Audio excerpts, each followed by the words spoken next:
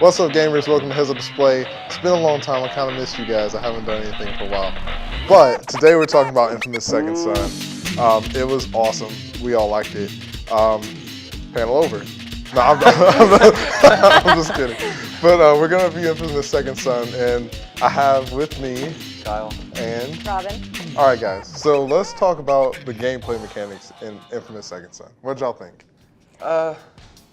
Ladies first. Thank you. I greatly enjoyed the gameplay mechanics themselves because in the previous two, you could combine, like you have fire element and ice element, but with this one, you have to actually collect the neon power, and that's really good for long range things. And then the smoke power, that's good for just mass damage, but very short range. But you couldn't mix and match. So I thought you had to think very strategically, like, what enemy should I get with this one? Yeah, it was cool how they had other powers. Like, that was one of the things I've always liked about the series, is each game is better than the last one. Like in the first one, it was mostly just parkour, which around the time was cool. But like if you go back and play it, it's like, this kind of sucks. Nope. And then they added like the ice jump launch thing in the second one, and they had a few other ways to get around. And in this one, like you can use your powers to pretty much get all over the city in like a matter of seconds, which I think is really cool. It really helps out the game a lot. Same thing as y'all. The thing I noticed that all the powers are extremely balanced. None of them are overpowered in any particular situation. You can get by through the game using only one power. You could use all of them and you can mix and match them just however you see fit. I never felt like I needed to have a certain power. I got to play with all of them. The only thing gameplay-wise that I didn't like was the same thing that was the problem with every Sucker Punch game, is the controls are just sloppy. Yeah. Other than that, it's just they did a really good job with continuity. It's a whole new protagonist, whole new storyline, sort of. But a lot of the elements from the previous two games are still there. So it feels like the same game, but it's totally new. It's one of the best ways you can do a sequel. You're in the same universe, but it's a brand new game. Yeah.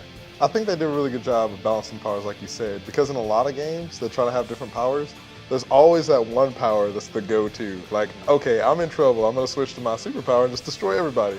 But in this game, I really felt like it really didn't matter which power I used. It was just pretty much which one I used in the skill tree the most and which one was my favorite. And I like that they gave the gamers that option. But let's talk about the story a little bit, because Infamous 2 kind of ended, like I'm not gonna spoil it for all you people who still haven't played it, but it kind of ended it. Like it was like, this is the end. Well, I mean, if you look at it, it's what the whole game's based on. If you look at the bad ending, who knows how that turns out. Look at the good ending, we kind of figured out how that was supposed to be. And of course, everybody wants you to play the good ending and be a superhero, but the game is called Infamous. So guess what I played through first? The evil story. Yeah. And I've platinumed all three of these games on PlayStation. So having squeezed all content out of them I could, I really like this game on Evil Karma. Yeah, it makes you feel better and it's easier to get through on Good Karma, but absolute power corrupts absolutely. I think Abraham Lincoln said that. And it's true, that's in real life, this is how this would have gone down. And the dialogue and the cutscenes and everything was so much more hilarious and fun to watch on Evil Karma. So I really like, in the other games it was like, oh, do I want to save this orphanage or blow up this bus of senior citizens? Oh, snap. I guess I'll blow up the bus because I'm trying to be evil. But in this one it was like, this is actually a decision that I would legitimately make.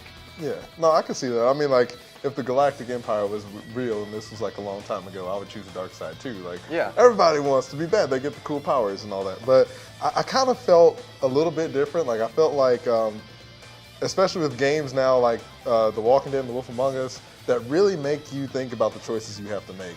It was kind of like a mindless decision for me. Like, I remember that I'm going to be evil this time, and I really didn't feel like... The way I played this game, the very first time I did is I played through with a personal moral track. The very first choice is, do you throw your friends under the bus and save yourself, or you help everybody out? I helped that. I saved everybody. I threw myself under the bus instead of my family. And then the next choice was, do you want to kill this person or save this person? I was like, that guy's an asshole. Boom, and I X'd him.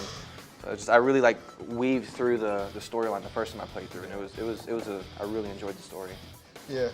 I think what I would have enjoyed more is if they wouldn't have told me if it was good or bad. Yeah. Like, do you protect the Akomish or do you turn yourself in?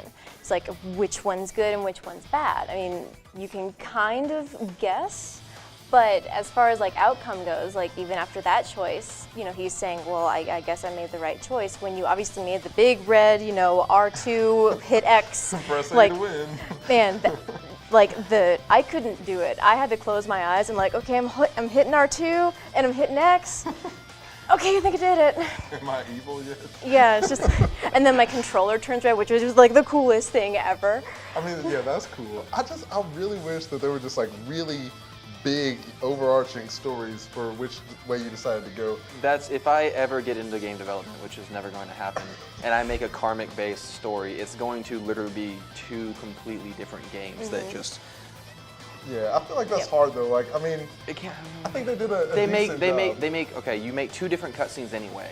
Yeah. Why do they have to literally go like this, bloop, bloop, bloop, and jump back into the same story? Yeah. If you make different cutscenes. Anyway, so the character development of this game, jumping off with a whole new protagonist, whole new storyline, whole new family, side quests, side NPCs, all this. I think that from top to bottom, were very flushed out, especially for an open world game. They did usually open world games, you don't have a lot of interaction with your own character. And in this one, they really brought human elements down and made me really care about the situation that I was in and the people I was trying to help and or save or kill and not save. I mean, I like Delson. Cole was cool, but he was really a stoic character. And I feel like they designed him to be a good guy. But like Delson's more of a gray character. Because he starts off bad. Yeah. And he's like, oh, these new powers, I can do whatever I want. And so yeah, it's very ambiguous which way you're supposed to go, Robin.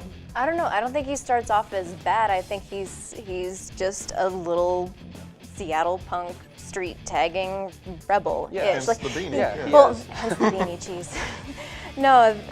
I don't know. I had a hard time connecting with him like right at the beginning because I know they're trying to make him very ambiguous. Like this is someone who could really. He like, wants to do good, but he's being good by doing bad. Yeah. That's how they introduce him. Yeah, and he's like the first thing that you tag is his brother Reggie. Like that's the intro to it, and like you turn the controller sideways, you shake it, and then you start spray painting and stencil tagging the photo of his brother, who's the sheriff. Yeah, I thought that was kind of cool. I mean, I thought it was kind of dumb how his brother was the sheriff. Like, I just feel like when I first saw the character design for Delson, I was like, really though? Like with all the like spikes and the punk rocker look and all that, I feel like they're just like, he's one of those guys. He's trying to do the right thing, but he's a bad guy. Like, I hate when they try to spoon feed you, like spoon feed you. You've because obviously words never are been hard. to Seattle. Yeah. I guess I haven't honestly. Maybe everybody's a hipster there. But I really think that top to bottom with Fetch, Eugene, Augustine, Delson, Reggie, just everybody except Betty. That wasn't. Yeah. She didn't do enough for me. Yeah. But they did a really good job of giving full character development to these characters. As far as Betty goes, I think that she was the only reminder for me that he's part of a native tribe. They made up a Native American tribe, the Akomish, just for this game. I And thought that was cool. I thought it was interesting that they made one up because they didn't want to step on anybody else's beliefs. They didn't want to be ignorant to anyone else. But she was the only reminder that I had that he was native. Because, I mean, total Seattle, like he totally fleshed into the Seattle punk idea. Yeah. Well, what are you guys' final thoughts on the game and your score for it? Final thoughts on the game is I really, really liked it. It was very well balanced. It was a lot of fun to play. It was a decent story. It was fresh, but it was also reminiscent of the original game. It's a great sequel. The only things that I would complain about are the sloppy controls and that even though they did a fantastic job rendering a whole new Seattle, but I really was disappointed in how big the Infamous 1 and 2, both of those worlds that we played in were huge. I mean, they weren't Grand Theft Auto 5. They were massive for the opening generation of PlayStation 3, and it looked beautiful. It was so well rendered, such good graphics, but it was, I felt like the world was small, too small for me. So with those two minor complaints, 8.5. Okay. I mean, I really enjoyed it. I'm a big fan of Infamous. But like I said, I was really kind of let down with some of the side characters. I like Delson, but I was expecting a little more. And I was expecting a little more from the story because I just feel like it wasn't as strong as it could have been. But overall, I had a lot of fun playing it, and I would go back and play it again. So I'm gonna give it a 9. Yeah, I can see how you'd say that. I'm gonna give it a 9.5 personally, because first off, it is beautiful. It is a beautiful game. Oh my gosh. And I think the characters are fun. The powers are really fun to play with. I mean, you get to play with like powers that don't necessarily mean violence. Yeah. I mean, because They did break the mold. You didn't have fire, wind, and ice. Yeah. I mean, you had video, you had neon, you had smoke, you had concrete, wild, complete left field. That was awesome. Yeah. I just thought it was a very well put together game. I had fun playing it, doing second playthrough now, and still it's kind of grinding at me to like make the bad choices because I feel attached to this story and these characters. So. All right, guys, that's gonna make it a 9 out of 10 for Heads Up Display. Thanks for watching. Make sure to comment and let us know what your favorite part was of the new Infamous reboot. Tell us how you feel about having all these cool powers, and tell us how you terrorize the city. I will see you next time on Heads Up Display. Thanks for watching.